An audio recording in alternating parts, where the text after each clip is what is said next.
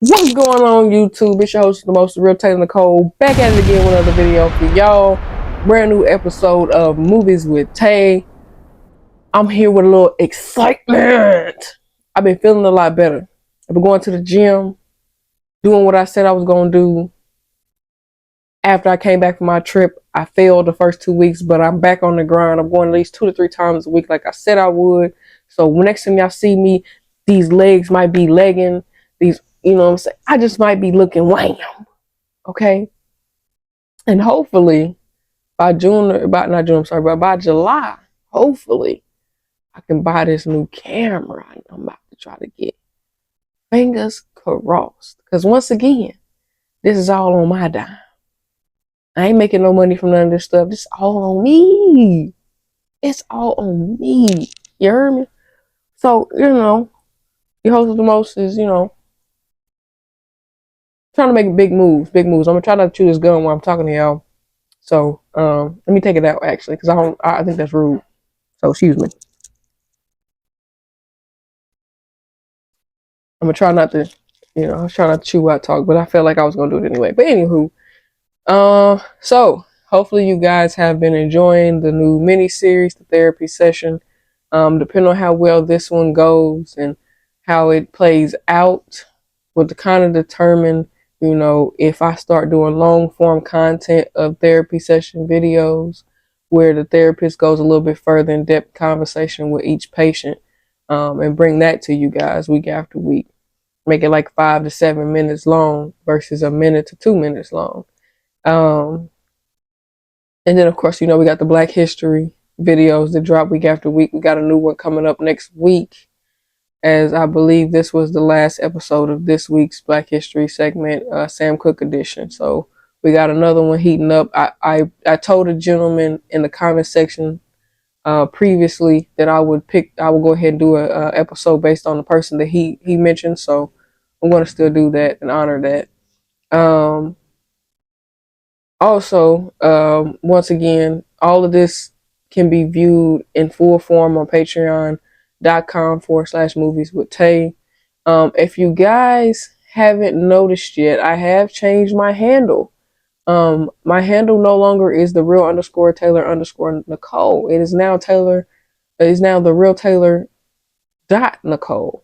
To try to make it easier for people to find me, I have been told that a lot of folks have had a hard time finding my page just because it's too many underscores. I've also purchased an ebook from a gentleman named Sly Honcho to learn a little bit more about social media and kind of start developing. I'm actually educating myself and developing myself in this craft because some people didn't know what they were doing.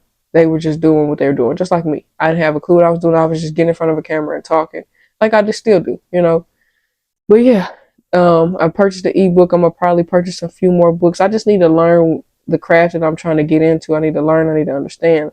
And then eventually, if you guys follow me on TikTok and on Instagram, eventually I will start going live once a week on each platform.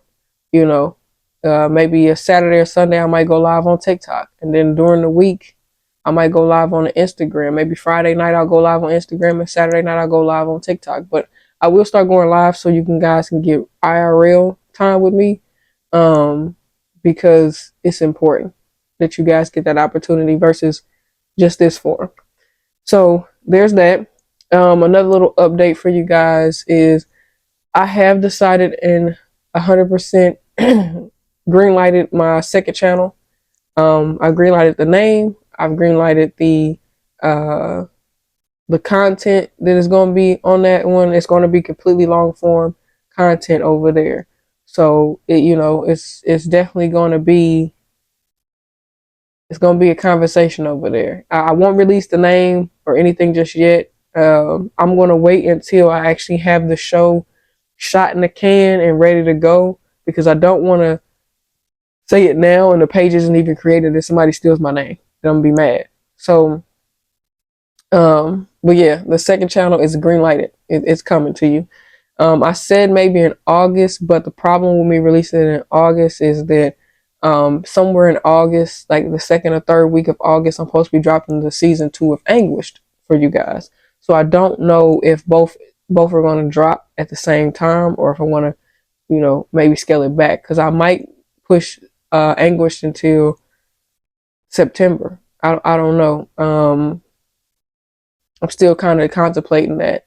And then the one final update for you guys is eventually I'm going to start doing small skits for me pulling stuff from TV shows and reenacting them and putting them on TikTok and Instagram. So that's only two platforms you'll be able to see it on, is TikTok and Instagram. You won't see it on YouTube. You won't see it on Facebook. You won't see it on Thread. I'm not Threads, I'm sorry, but you won't see it on Patreon. You will see it on Instagram and TikTok, and then it'll probably go into Threads on its own. It might also leak on Facebook too, just because how my Instagram is connected.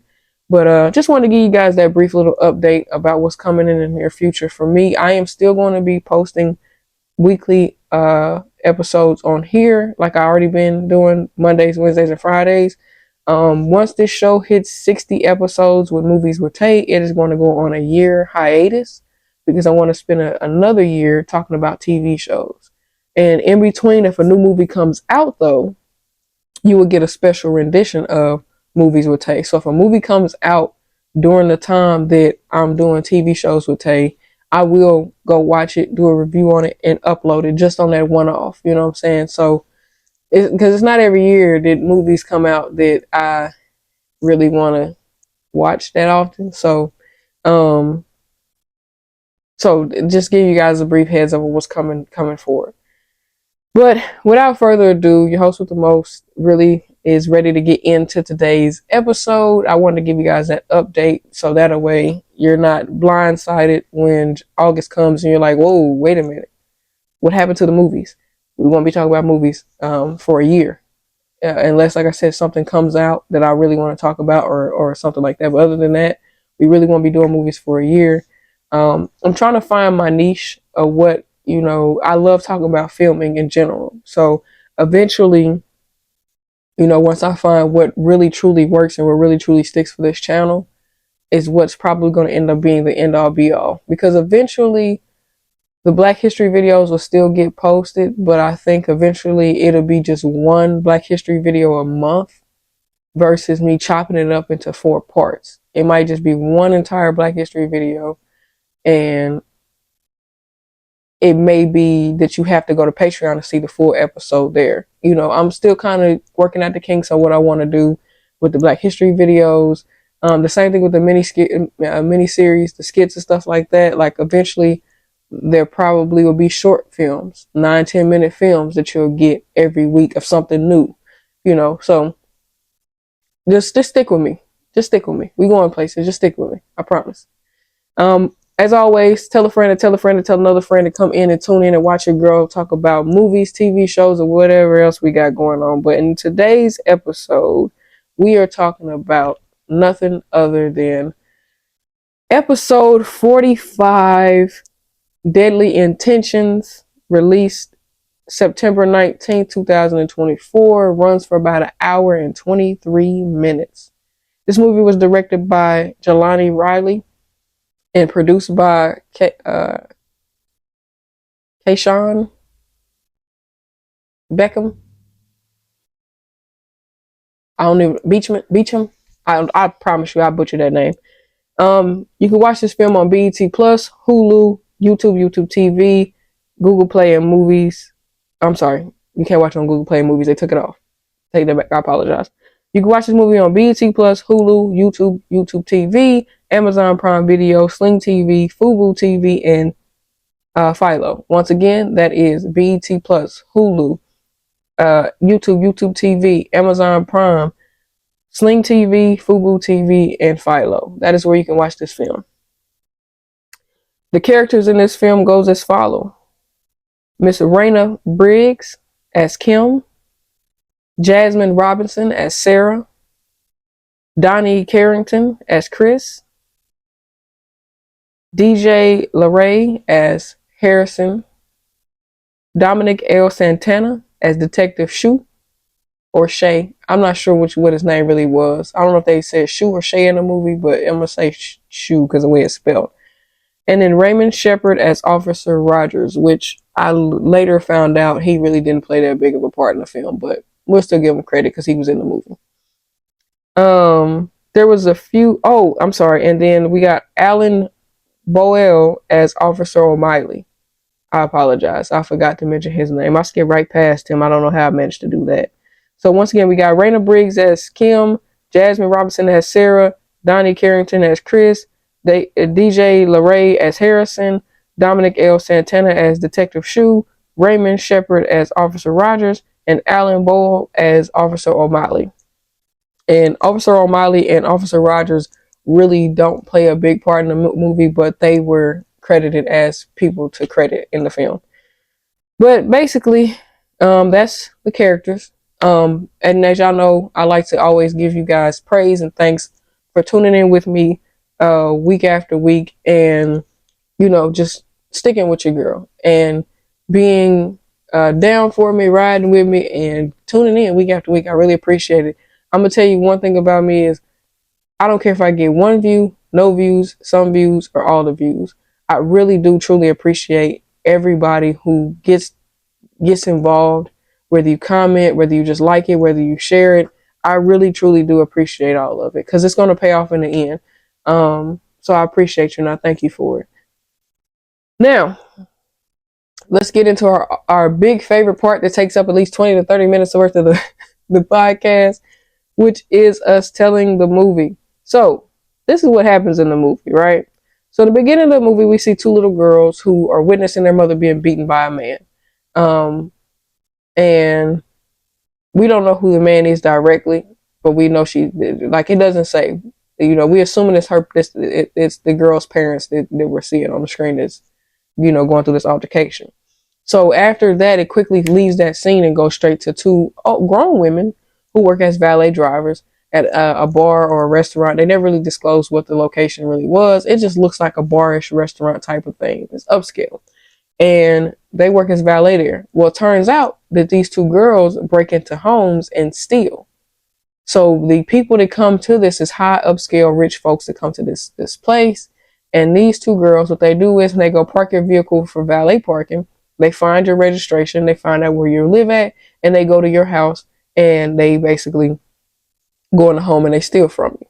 So in the beginning of the movie, the girls, they get their first mark that we get to see on the screen for the night, which is a older black lady who's going on a dinner date with a younger black man, and she goes to the house, she steals the stuff from the house, and then they sell it to some guy. We don't know who the dude is, but they sell it to some guy. He gives them the cash for whatever they stole. So basically, they take pictures of the stuff that they stole. The person telling them, how much they'll give them for it, and they'll pretty much take the money, give them the stuff, going about their day. So these two girls are sisters. This is Sarah and this is Kim. Sarah wants to be a photographer and Kim wants to own her own studio. It doesn't say what kind of studio. It just says she wants to own her own studio. So it could be a dance studio. It could be anything. But the point is, these two sisters have an end goal. They want to get their own businesses up and running. They want to purchase their own home. So that's why they're stealing from these rich folks. But, that's what they do. And they've raised like $70,000 so far since they, started this scamming stuff. So not scamming, but the stealing stuff. They raised about 70 grand already. Their goal is to hit 80K. 80K would cover the down payment for the home, the studio that the sister wants, Kim, and then the photography business that Sarah wants to get off the ground. That money's supposed to help with all three of those branches. Well, Kim is ready to stop doing it all. She's like, I think we got enough money. Why don't we just go ahead and cut it loose and, take our winnings and do what we need to do. We're here. We got it. And Sarah's like, I don't like paying for more things more than what it's worth. So Sarah is the one who's like, she's the ringleader basically, but Sarah's basically like, and she's the oldest. And Sarah's basically like, if I can get it at the prices desired at, I'm going to get it at the prices desired at. Hence, her car has an alternator issue. She won't pay for the alternator because she's trying to get the cheaper price.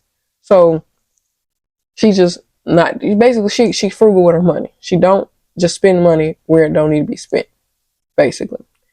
So one night, the girls, after they, got done with their scheming and robbing and talking and whatever, then that next day, not night, but the next day, they go to their mother's house. They go through her mail and they see that she's got a, foreclosure notice she's going to end up losing the house and blah, blah, blah, this, blah, blah, blah, that. So they were coming to their mother's house to surprise her with gifts for her birthday. They brought her cake, an album, and some like greenish emerald looking ring, right? This is what they brought to the house. Now they're there. Mom's not there yet. They're going through her mail. They find a $5,000 check from Jade Industries. And they like, well, who is this? Because it's made out to, I think it was Donna Robinson or something like that. I forget what the last name was. But it was made out to a woman that they didn't know the name of, which is their mother's name. They know their mama's name is Donna, but the last name didn't match what their mama's last name was. But she got this check, so the girl's like, oh, this is just enough money to keep mama from losing the house. So their mom comes home, and when she comes home, the girls are already there, perkied up, cheery. And before she got there, the girls had talked about doing one more lick to, one, help their mama, not lose her house. And then 2, to make sure they got more than enough money to start everything they want to start. But once again, Kim's like, I think we're good. I think we should just leave it be. We're good. And she's like, mm-mm. But like I said, their mama come home. Their mama gets there. They chopping about the table with their mama. They tell their mama about the check. The mama tears them up with the check up. And she see who it's from, so she know who it's from. She don't tell them who it's from. She tell them why they got their business, start going through her mail. Tear the check up, boom. Now, later that night, the girls have to go to work. So the girls go, they get ready to go to work. They smoking and whatever, talking and everything. And Sarah's steadily trying to convince Kim that they should, still keep doing it. Eventually, Sarah has an epiphany. So Sarah ends up telling Kim, you know what, you're right. Let's make this our last lick. After this one, we won't do it no more. We'll just leave it be. So they get prepared. They ready for their next lick. So they watching their marks. They know who got the money and who don't. They can tell. So this man pops up on the screen next. The movie kind of jumps around a lot too, by the way. So while they sitting there at the the little valet booth, it pops over to a screen of a man who's got some woman held captive. And she a lighter skinned lady. He got her held captive and whatever the case may be. It's some real deranged looking stuff going on, right? Well, the same man we seen that held that lady captive pops up at the business that they work for. And he's driving a white, I want to say it was a Benz, a Mercedes Benz. He's driving a white Mercedes Benz. And Sarah goes to park the car. Now, here's one thing that I noticed off of first glance. Sarah has this green emerald necklace on. It's got one little green emerald piece on there. The man that came in there, he looked at it. He didn't say that. He just kind of looked at it, looked at her, and he went about his business. And instantly something was like, something ain't right already. Because why he look at her like that? Well, she takes the car, she goes, parks it, she sees where he lives. She goes to his house. She goes in his house and he has all these paintings and everything, but one in particular painting that she seen, she knew. And she knew that painting was worth $5 million. So she like, I should just steal this one painting. And Kimmy like, no. Kim like, just stick to the plan, get small stuff, leave the big shit alone. Like, no. So Sarah's rummaging through the house looking for stuff. Can't really find nothing. She finds that he has a bunch of female panties everywhere, but she can't really find no valuables that they can really sell. No jewelry, no collectibles, no sculptures, nothing that she can really get away with stealing. So she finds this room that has a lock on it. And she goes to go in there and she's like, I can't get in, it's locked. So Kim's like, go find that key ring that you just found, go grab it and then she'll let you in. Which it does. She goes in there and she's looking around and she goes into another room, which is where the lady was held captive at, right? So while this is going on, Kim is watching him in the restaurant. But Kim took her eye off him for a split second and he disappeared. So now she's looking all through the restaurant looking for him, but don't see him. Well, at the same time, Sarah's in his house trying to help the girl break free. So when she took the thing out the girl's mouth, the gag out the girl's mouth, the girl told her he's got a camera. So she looks over, puts her mask down, and goes back to trying to help her get free. She's using like these little grass clipper things. I forget what you call them, but she's using them to try to cut the chain. The chain cutter is what I guess you can call it. She's using it to try to cut the chains, but she's not getting nowhere. So While he's waiting on his car, because by this time he's made it to the valet booth, right, to get his car back. Well, Kim turns around and he's in her fucking face, and now she's spooked because she's like, oh, woo. So he like, can I get my car? And she like, oh yeah, sure. We got a couple people ahead of you, but yeah, definitely. So Kim walks away from the valet booth. He's still there by himself. He pulls out his phone and he opens it up and turns on his camera. Now, as it's loading up, Sarah was still in there. Well, Sarah dipped up out of there. She got up out of there. She ran, she got out of there, whatever the case may be. Well, he gets the camera on. He sees that she's still sitting there untouched, unbothered. So he felt something was suspicious when Sarah wasn't there and it was just Kim. So he knew something was wrong, which is why he turned his camera on, because he knew something was wrong. Well, Sarah finally gets back. Sarah brings him his car. Now he really feel like something strange is up. Because where you been this whole time? Because she ain't walkie-talkied you. I mean, she did walk away from the valet booth, but how did you know I was here for my car? Because she said she was going to get another car. So, it was just like a lot. And it's like, then on top of that, where'd you get my car keys from? To bring me my car. You know what I'm saying? So it was like a whole lot of questions that he was probably questioning, but just didn't say out loud. So he gets back to the house, and Kim and Sarah kind of, like, girl, that was close. I told you to get your ass up out of there. And he gets to the house, and he goes where the girl's been held captive. He asked her, was anybody in here? She tells him no. He knew she was lying because the chain cutter was on the ground where it wasn't at. It was on top of the thing. See, had Sarah put it back, he probably wouldn't even had noticed that nobody was in there.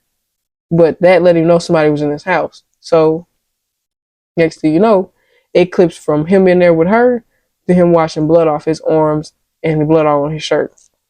So you can guess what he did, right? Well, Sarah and Kim are arguing about the situation because Sarah, like, he's got a woman locked up in that house and we need to figure out how to save her. And Kim like, girl, we have been breaking and entering. We broke the law. You think us telling the police that we broke in this man's house or you broke in this man's house to go rob him and you mysteriously stumbled upon a woman captive in his house that's going to fly with him? They're going to arrest you on the spot for breaking and entering, fool. So Sarah ain't trying to hear none of that. Sarah like, no, we need to say something because this man is torturing women and we need to say something. So Kim like, girl, I ain't getting in that. I ain't getting in that at all. So Sarah runs into the restaurant. She makes an anonymous tip. Leaves an anonymous tip with the police, give them the address, tell them what's going on.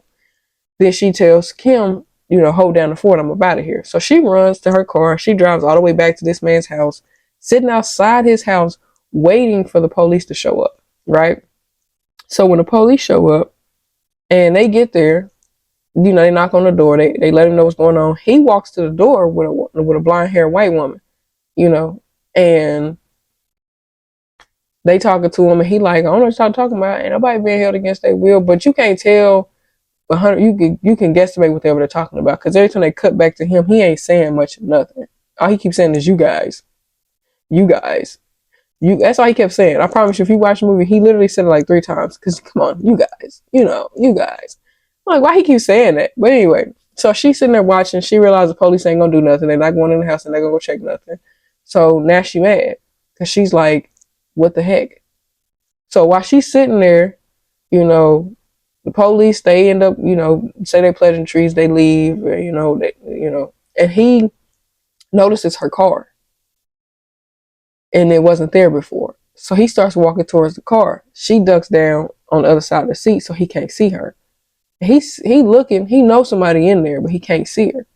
So he gets ready to walk back to his house. Her phone starts ringing and she done dropped her damn phone on the seat.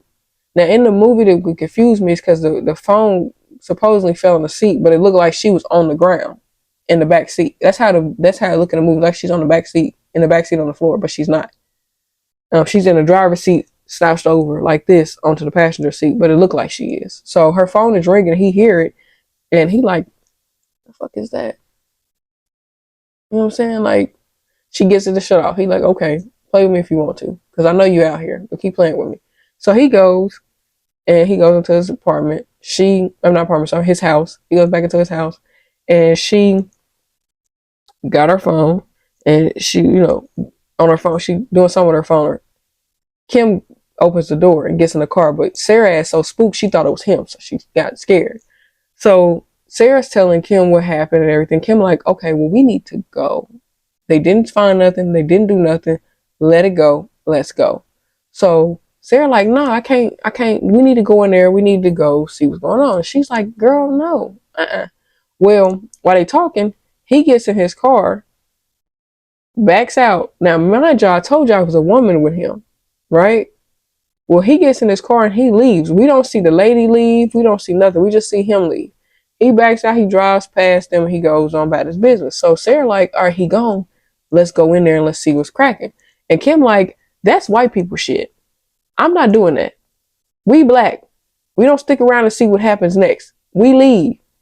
We get the fuck on. Let's go. And Sarah steadily on this bull and like, no, I'm not letting it go. And Kim like, come on, bro. I'm your sister, so I'm not gonna let nothing happen to you. But like, seriously, this is not our type of thing. So Sarah like, whatever you talking about, girl, I don't care. So Sarah gets out the car. She runs.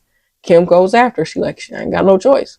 So they both run to his garage door. They pry it open and they roll under. And when they rolled under, Kim's inhaler fell out her pocket and it, fell. So they run in the house. While they run in the house, Harrison is on the phone looking at them on his camera. They in there.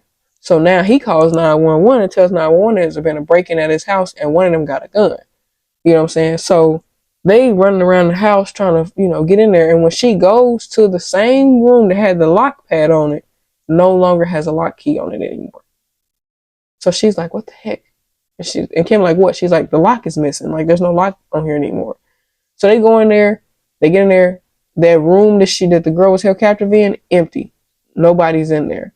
Well, so it looks like, basically. So while they're in there still looking for the room for where the girl was, they hear the police. So they like, oh, we gotta go. So they start running, booking it, right? Police come around the house. Freeze. Well, they still hot telling them out of there. They run to Kim's car, get in Kim's car, and they just, well, while all that's going on, Harrison then put the girl that was in the held captive in the room, he done put her body in somebody's trunk. One of their trunks has the girl's body in it, and then a tracker, right? And the girl's in the car, they panicking. Kim like, look, we need to go home, cool this out, leave it be. Well, Sarah had took a picture of the girl. The first night she seen her, she had took a picture of the girl held captive. So Sarah's like, we need to go tell the police what's going on. Like, we need to do something. We need to save her. And Kim like, girl, I don't want to be a part of this no more. Like, this is just going too far. So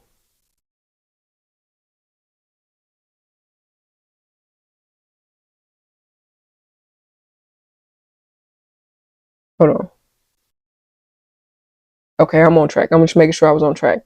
So they eventually go to Detective Shay, whatever you want to call him. They eventually go to the detective and tell him what's going on.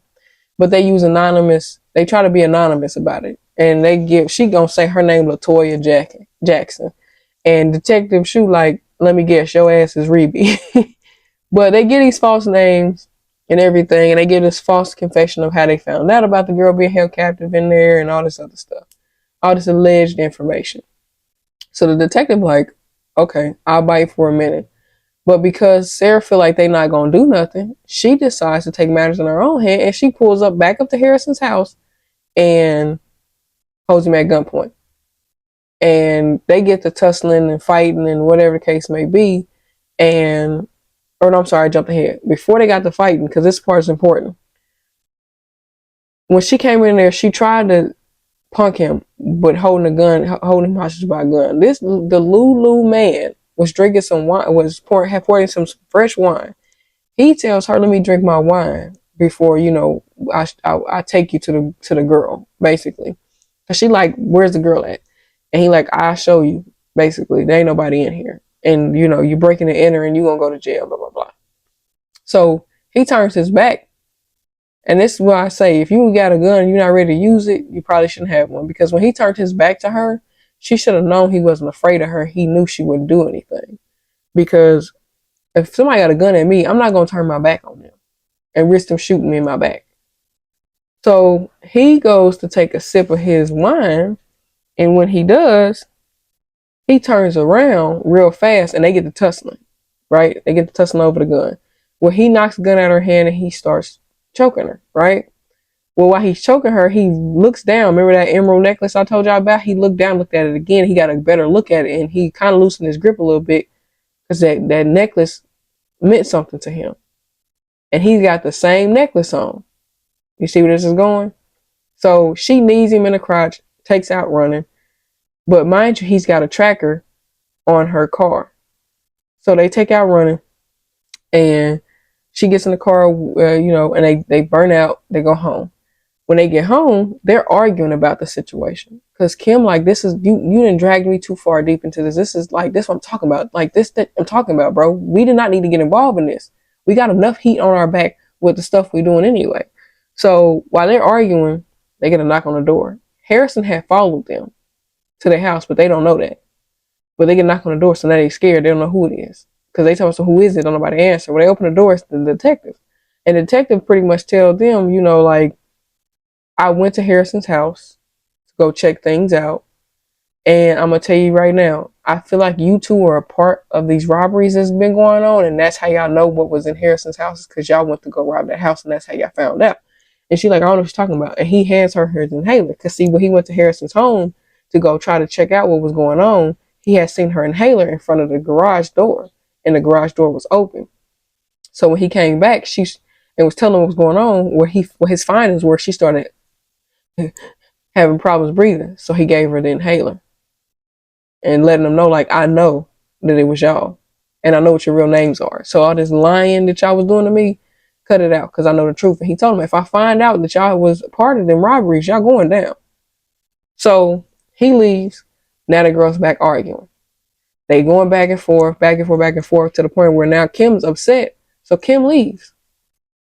She's like, I'm out of here. Like, I'm about to go cool off. So she getting ready to go into her car when Harrison approaches her, puts that little chloroform over her face, knocks her out, takes her. Sarah goes to sleep. She don't check on her sister. She don't call her sister. She don't do nothing. She goes to sleep. The next morning she wakes up. She's going to Kim's door, talking to Kim's door. Kim, as if, instead of opening her door to see if her sister's even in there, she's steadily talking to the door like, I know you mad, blah, blah, blah. Not thinking, let me check and make sure my sister's even here, because when I went to bed, she wasn't even here. So she goes to take a shower. Harrison breaks into their house and he steals all her stuff off of the computer. All the pictures she's got, proofs that she's got, anything she's got on that computer, and he puts onto a hard drive. Now, see, Sarah got a boyfriend named Chris. And Chris had came to visit them one day, and they did the do. And she took a picture of him. And she took a picture that was supposed to be for their eyes only, basically. And Harrison got a hold of that picture and he uploaded it to Sarah's profile page. So when he uploaded it, it was pinged and alerted to everybody at his job, which I'll get to that in a second. But anyway, Harrison, when he was in there, he stole the stuff off her thing while she was taking a shower. She's so deep into her shower, she didn't even realize this man was in her house. Until she comes out the shower, goes to go check on her sister again. Her sister don't answer, so she opened the door. And when she opened the door, her sister's not there. She goes to the front part of the house and realizes that the door was open. So now she knows that her sister had been kidnapped, and she know who did it. She knew Harrison took her sister. So she calls her boyfriend, or calls her mama and tells her mama that her sister was kidnapped, and whatever case may be. Or no, I'm sorry, the boyfriend. She called the boyfriend. But the boyfriend was already upset with her because of the pictures. The picture that got uploaded of him, on the social media. So he's mad at her. Like, you said, only we will see that, and it's all over the internet. You're a liar and you're a robber. You've been stealing from people. Like, there's so much stuff that Harrison uploaded on Sarah's profile page, admitting to the robberies, uploaded pictures of her boyfriend. Like, what I'm saying? So much stuff that he had access to that he, now Chris is, Chris know the truth now. So they argue. Chris like, I don't want nothing to do with you. Well, as soon as Chris hangs up on Sarah, Harrison then jumped on Chris, beat Chris' ass, beat him down, right? So after he didn't beat Chris up, this is when um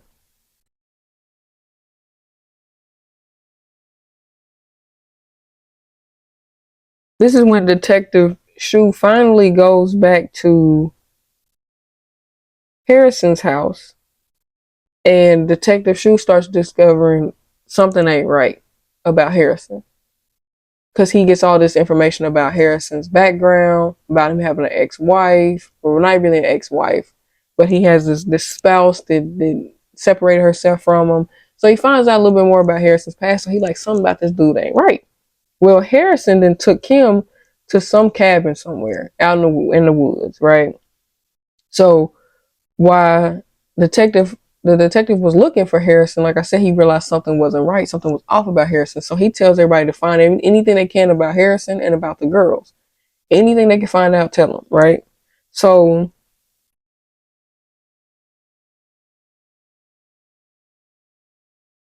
Sarah calls their mother and tells their mother that he kidnapped Harrison kidnapped Kim, and their mama like, Harrison.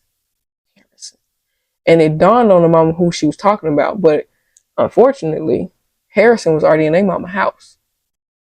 So when Donna look up, because he like basically like, hey Donna, you thought you'd get away from me, girl? You ain't going nowhere.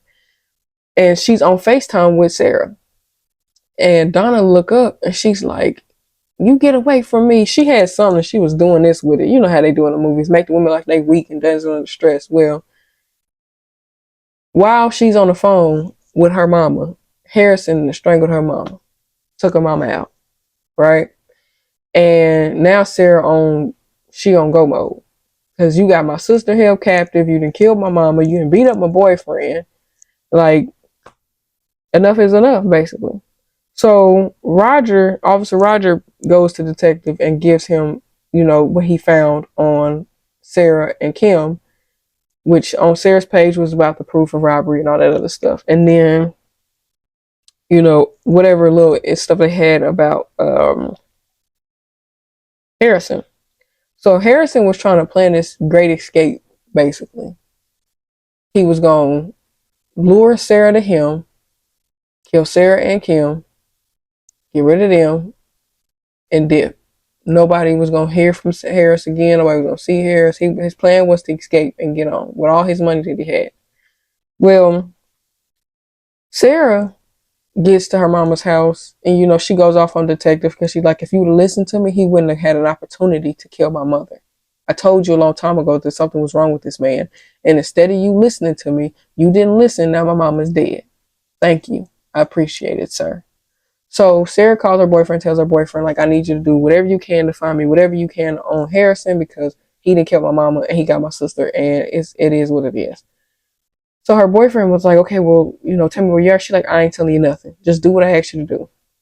So he did what he could. He couldn't find nothing on Harrison, but she goes back to Harrison's house, gets in his Benz. When she's in his Benz, she's going through addresses that he has saved in his address book in the car. So one in particular address he had just recently been to. So she goes to she puts in the GPS and she heads out. Well, they got an APB or something like that, or a tracker, something like that on Sarah somehow, some way. The detectives do. So they look and they're like, okay, well, where's she? Oh, her cell phone. They pinged her cell phone. So they was tracking her based on her cell phone cell tower connection. And they're like, well, why is she going here? Like, what is she? Where is she going? Well, she gets, where she gets all the way up there to the cabin where Harrison had her sister at, right?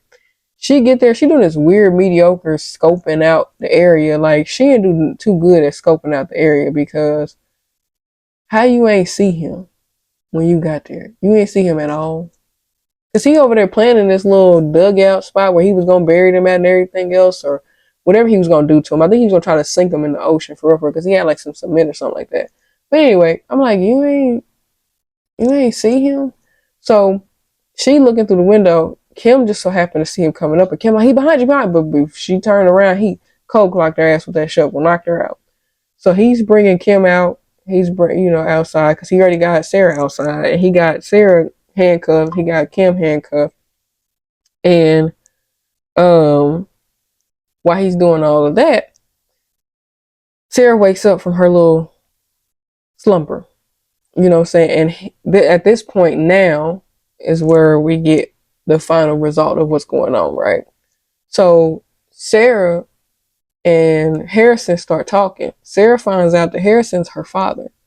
And that money that was getting sent in that pink envelope, that check, that $5,000 check a month, it was getting sent to their mama, was from Harrison, but it was getting forwarded from their old address to the mama's new address. See, the mama had went on hiatus. She had left their old house. She just changed her name. She just dipped, right? So any mail they was getting forwarded from the old house to the new house for their mama. Well, Harrison was pretty much telling her, like, this ain't even your full-blooded sister. She your half-sister. Because, see, I'm your father. And her daddy is whoever your mama stepped out on me with. Whoever it is, and he was telling, like, your mama had an affair on me and had this child. Try to play the blame game. Whole time, he was cheating on their mama, too. With multiple women. So, she like, pretty much, she like, I don't want to hear that bullshit, sir. You know what I'm saying? Like, you talking on this jibber jabber, that's still my sister. Well, he tells her pretty much that because their mama's in affair, it broke up their family, broke up their home, and because Kim is not his daughter, he don't have no feelings for killing her. So he just, wow, shoots at Kim. Kim collapses. Sarah runs up on him, handcuffed and everything, trying to fight him and everything else. He ended up knocking her on the ground, and he got ready to try to shoot her, but he was telling her, like, it's going to be hard for me to do this because you still my daughter, but I just don't trust that you're not going to turn me in. And I just don't trust that I can run away with you and be fine. So he was going to try to shoot her. When he got ready to, Kim cracked him over the head with the shovel or whatever the wooden paddle was, and they dipped. He gets up, he starts shooting. While he's shooting, the detective, Shu, and Officer O'Malley had pulled up. And he like, did you guys get that warrant for me? And they was like, they hear the gunshots and O'Malley like, there go your warrant. So I don't know what they was doing, where they was at, but the girls is running for their life from this man. Okay? So as they're running and running, the girls separate for some reason. Don't know why. Foolishness. Another white girl moment. They separate, and Kim don't know where else to go now. She don't know what to do. Well, Harrison was behind her. And Harrison was getting ready to shoot her and take her out for real this time. But once again, cracked over the head again. And Sarah beat his ass with that paddle. She was beating his ass. I mean, back out. Well, when Harrison kidnapped Kim, he put a shock collar around her neck. And he told her if she screamed, try to escape, or do anything, he will tase her ass, basically. So Kim was, not Kim, Sarah. Sarah was going to leave him there. Kim like, nah, I ain't done with him yet. So they drag him back to the cabin. They handcuff him, put the shock collar around his neck. And she said the exact same thing he said to her, she said back to him. And she shot him one good time, for good measure. Well, the girls win. They prevail over him without the help of the police. They prevail over him. And he gets arrested. They take him to jail or whatever. And now the girls, they unfortunately had to bury their mama, but they got clearance. They didn't get accused. They didn't go to jail for the robberies or nothing. Excuse me. They didn't go to jail for the robberies or nothing like that. Well, we think the movie gonna end right away. Not exactly. The girls is in there doing yoga, and Kim goes to go get them some water or something like that, and Sarah gets a phone call. Phone call comes in from Harrison. She's scared because she's thinking that he out of jail. No, he's not. He's still behind bars. But he sent her 2 envelopes. And the first envelope is all the money that they mama never cashed. Every check that he sent to her that she never cashed, he put it in one final lump sum check and sent it to her. She tore that one up. So then he was like, I kind of figured you'd do that. So open the second one. The second one was the deed to a house that she and her sister wanted to purchase. Somehow I think somehow he had enough time to go through all her stuff to find out her dreams, hopes, and dreams. Somehow he found out and had enough time to go, through her hopes and dreams and find out everything that she wanted. But she didn't want that from him either. So she hangs up the phone. She pretty much tells him she don't want none of his gifts and she good without him. And Sarah liked that part. I'm gonna be honest with you. Sarah, you talking about some that white people shit. Why you talking about some of that part? Nah. You should have been like, girl, you better keep that shit. But anyway, so movie pretty much ends with Chris, Sarah, and Kim living happily ever after, from what we can see, right? That's how the movie ends. Harrison's in jail. The girls is clear of all the robberies. They ain't got to worry about nothing like that. They gonna try to get their studio and photography business off the ground in a legitimate way. That's what they say. So that's how the movie pretty much ends. Now, for the most popular part of the show, the notes section. So a few things that I pointed out. In the beginning, I was trying to figure out, why do these girls feel so comfortable running up in these people's homes not knowing if they got family in there, if they got dogs in there. Like, they not even casing these places out. They just running up in there raw dogging them. No surveillance, no history, no nothing. Just running up in there, raw dogging, and not worried about it, right? To the point where when Sarah went into the lady's house, she had a maid in there. Had that maid caught her in that house, can you imagine how that would have turned out for her? That was the first warning shot for them, that they were going down the wrong path. When you almost get caught, you should just give up. And that's what Kim kept trying to tell Sarah. You almost got caught just now. We should probably just give up. Then, how did the employers not notice that Sarah was gone for way longer than she should have been, parking cars for valet? Like, she gone for 30 minutes to an hour at a time, robbing people's houses and then coming back to work like ain't nothing happened. Like, y'all didn't notice that? I feel like the business is it's kind of their fault the girls was able to get away with robbing people's houses, because how do y'all not notice that one is missing at all? Like, when the girls were arguing about the saving of the girl, they both made valid points. Kim had a very strong and valid point that we're going to go to jail if we admit that we were breaking into his house to steal from him, and that's how we found out that girl was in there. We're going to go to jail. And what Kim was wrong at is she wasn't going to go to jail. Sarah was going to go to jail, because Sarah the one who broke in. Kim didn't break in.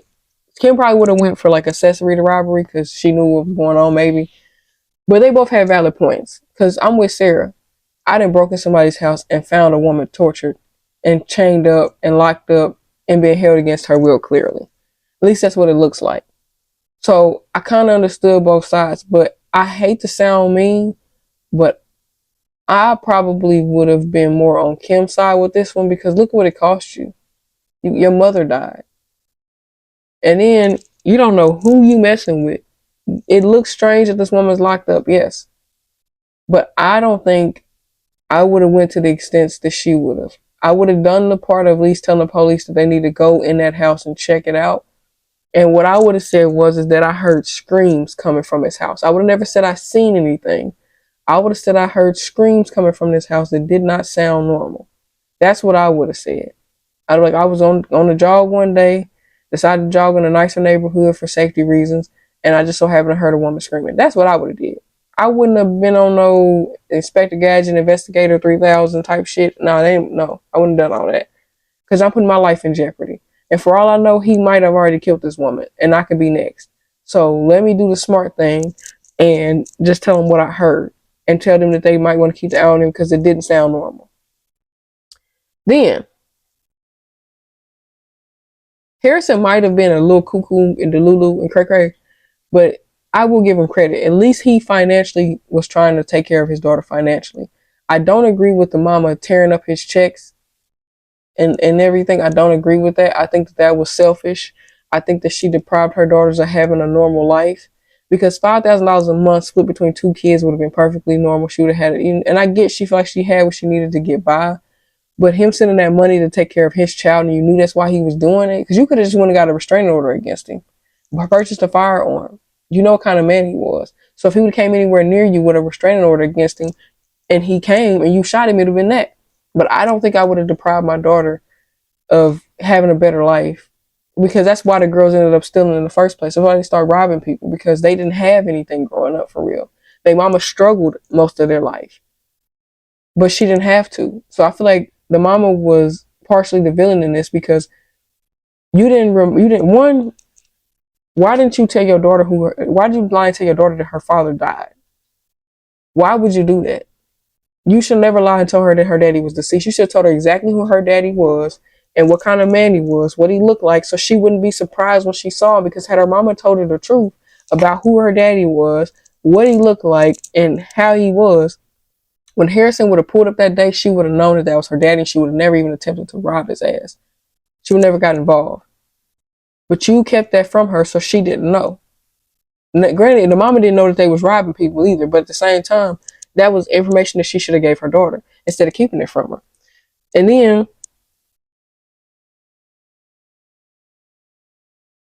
Sarah doing the right thing to try to save that girl's life was smart, right? Like I said, it did cost her mama's life, and almost cost her and her sister both of their lives. And it was the right thing to do. However, you got your mama killed because you couldn't back off. Because you got too nosy in that man's business and what was going on. You got your own mama killed. And it just, that really burnt my gears. But once again, like I said, the mama should have been honest about her daddy.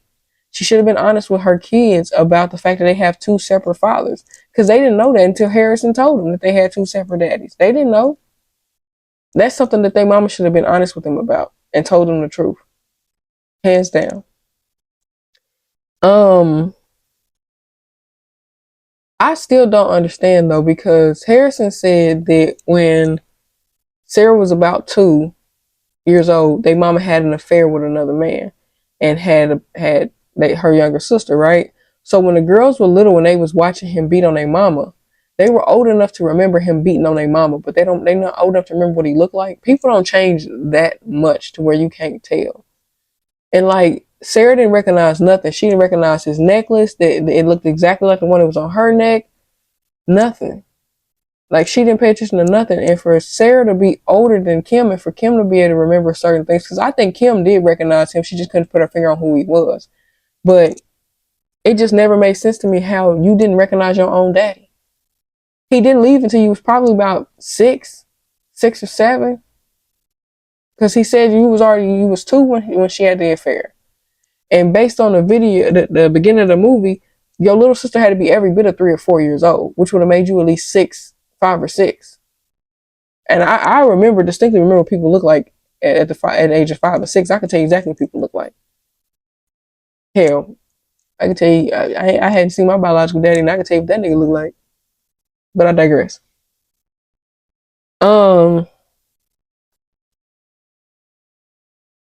Also, too, how did they remember his name? Harrison Rabono, I think is what his name was. How do y'all not remember his name? I don't know. Like I said, I guess it's kind of their mama fault because she told him he was dead. So I guess it's kind of their mama fault. But then,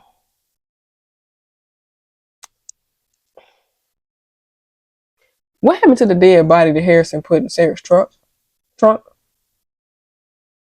Or where did he put the dead body? Was it in Sarah's trunk, or was it in Kim's trunk? Like, whose trunk did he put the dead body in? Because how they ain't smell it? It should have been and started making smell by now. Or did he put it in his trunk and they just made it look like he put it in her trunk? I don't know. I still don't understand what the point of the dead body or the girl. I mean, I understand what the point of the girl was, but I never understood the point of them showing him put a dead body in the trunk and then nothing ever happened with the dead body. Nobody got caught with it. No, you know, I'm just saying that's one thing that I noticed that I was like, I'm confused on. And then when Harrison got ready to shoot Kim the second time, Who was that light skinned ass lady that he saw? Because they mama brown skin, she dark skinned. She ain't light skinned. She ain't. Who was that light skinned ass lady? Was that somebody he had an affair with? I'm so confused because see, he was cheating on their mama too. While he was trying to talk down on their mama and call her all kind of disrespectful names, he was cheating on their mama too. He was cheating on her with other women. So I don't know. I was trying to figure out like who is this light skinned lady. But all in all, the movie was a good movie. It was a good watch. It had some good moments in it. It's just some of that stuff really grind my gears that we didn't get an answer to, which leads me into concluding the film, which I'm gonna have to get it. I originally gave it a 9 out of 10, but I deducted another point for a couple of reasons. I gave it an 8 out of 10. Would I watch the movie again? Yes, because some stuff I feel like I need to watch it again so I can rewatch it, see if I missed something. But I would give it that because it is a good movie with a great plot twist. Because in the first 30, 40 minutes of the movie, you don't realize that Harrison is Sarah's daddy at all. Honestly, you would have thought Harrison would have been Kim's father, and Sarah was the out of wedlock child from another woman. But now that I think about it, I couldn't figure out what was being said to the mom in the beginning when he was beating on her. But I think he said, "You bring another child into this house and expect me to respect you," or something like that. He said. I thought he said, "I bring another child into this house and you won't expect me to," you know what I'm saying? Like, I don't know. I couldn't make out what he said. That's why I said I might have to rewatch it again so I can really make out what he really said to her. Because I couldn't figure out what exactly he said to her. So, then also, oh,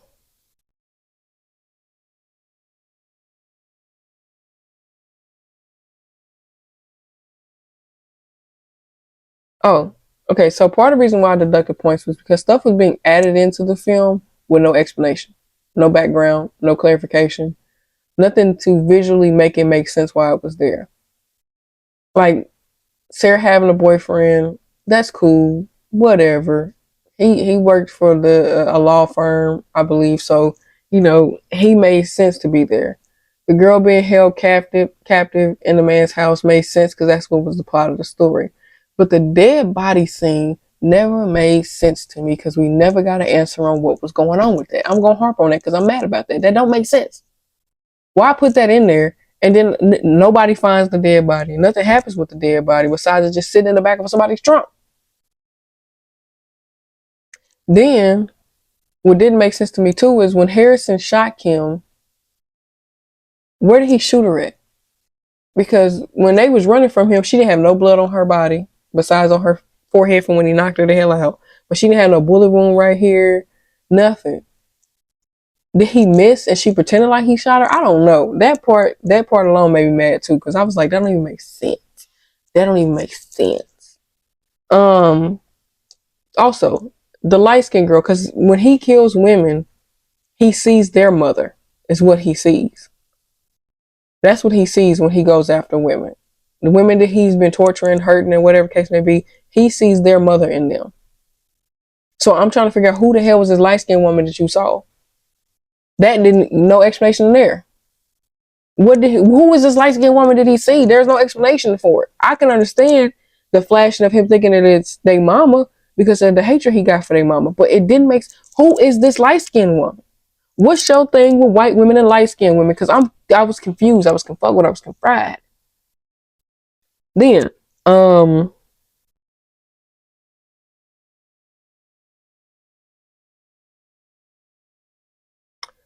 trying to figure out when they arrested Harrison for the murders, did he also take the charge for the robberies that was going on in the area too or something? Because I'm still trying to figure out how the girls got away with that. They got away with the robberies.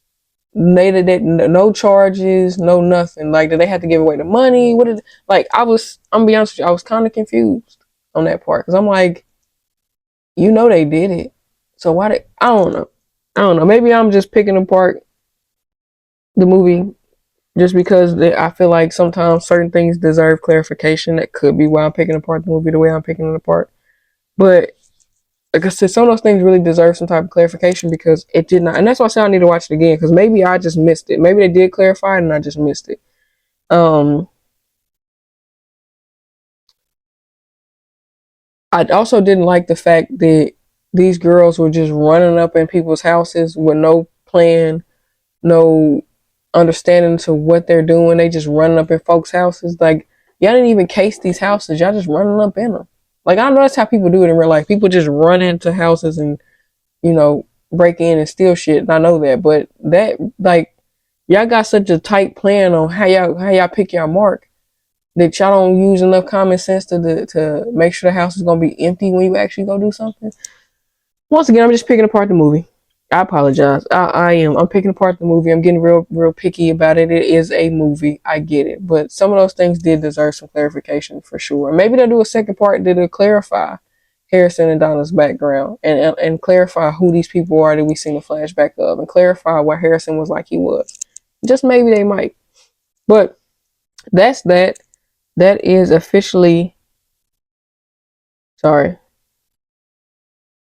that is officially how that movie ends, and that's officially the end of the show, if you will. I do want to thank you all once again for tuning in with your girl. I hope you enjoyed this episode. I hope it brought you some questions to start asking yourself when you watch movies. But it's been your host with the most, the real Taylor Nicole, and I love bringing y'all these episodes. I'm going to be sad when they come to a hiatus for a minute, but it is what it is. You got to turn up, change up, and make new ways for yourself. Argue with your mama, your girl is out. Peace out.